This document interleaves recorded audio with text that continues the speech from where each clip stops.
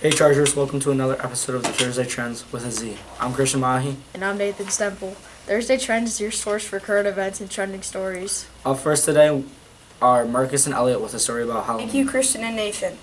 Last year in 2023, the average participant in candy given is about $108, adding up to $12.2 billion total, setting the record for the most money spent on Halloween candy. This year, the expected amount is to be spent on will be the average of $103, totaling $11.6 billion. In the past 20 years, the amount of money spent on Halloween candy has skyrocketed. In 2005, around $3.3 billion were spent on Halloween candy, and in the next year, the number shot up to $5 billion. In 2012, the number rose to $8 billion and stayed in that range until 2021, where people spent $10.1 billion. If a skeleton, zombie, and ghost are all living together, what room do they need? A living room. I'm Lauren. And I'm Mackenzie. The Day of the Dead, or Dia de los Muertos, is a holiday that originated in Mexico. The Day of the Dead is a Mexican holiday when families remember their friends and family that have died. This holiday is celebrated each year from October 31st to November 1st and 2nd.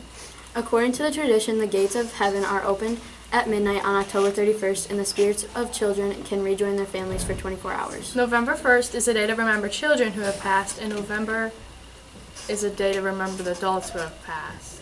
Some people also have a family tree or ofrendas. Most family will set them up with the people who are the oldest, or gods or saints, on top, and the youngest on the bottom.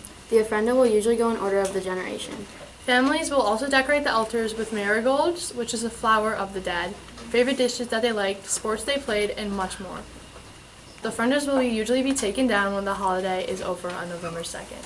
What do skeletons do during a hockey game? They drive the Zamboni. Hi, I'm Josh, And I'm Nathan. and we'll be talking about the World Series. The LA Dodgers are currently up 3-1 against the New York Yankees. Freddie Freeman has hit a home run in every game so far, including a walk-off grand slam in Game 1. Freddie Freeman has now hit home runs in the last 6 World Series games he has played in, which is a new record. Also, Shohei Ohtani hurt his shoulder in Game 3, and it obviously affected him in Game 4. We will see how it affects him in Game 5. Up next is Viana Mixon with This Day in World History.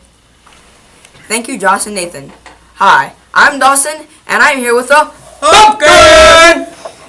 Today we will talk about this day in history. As most of you know, it's Halloween, but when did it start? Halloween started back in the 8th century. On October 31st, people would light bonfires in costume to scare off ghosts. They did this because the next day was to honor all the saints, and they did not want any ghosts or evil spirits around for that. Later on, Halloween became sweeter with trick-or-treating and candy. Now, for Charlotte and Melanie!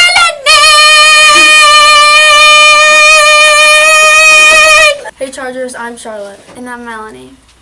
and we are going to be telling you about the Election Day.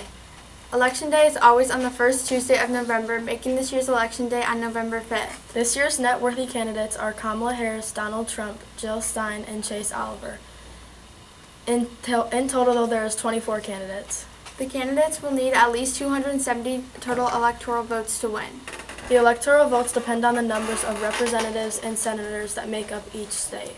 For an example, Michigan will need 15 electoral votes because we have 13 representatives and 2 senators. We don't know which day the president will be announced until all the states have counted up the votes. What is the difference between death and taxes? What? Congress doesn't meet every year to make them worse.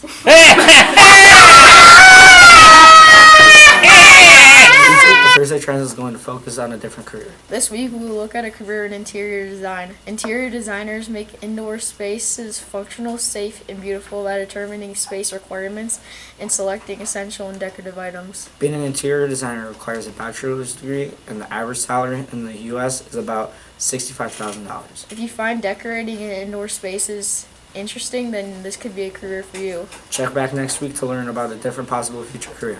Thank you for watching this episode of Thursday Trends. Make sure to check out the Friday 5 tomorrow for all things CMS. Have a great day.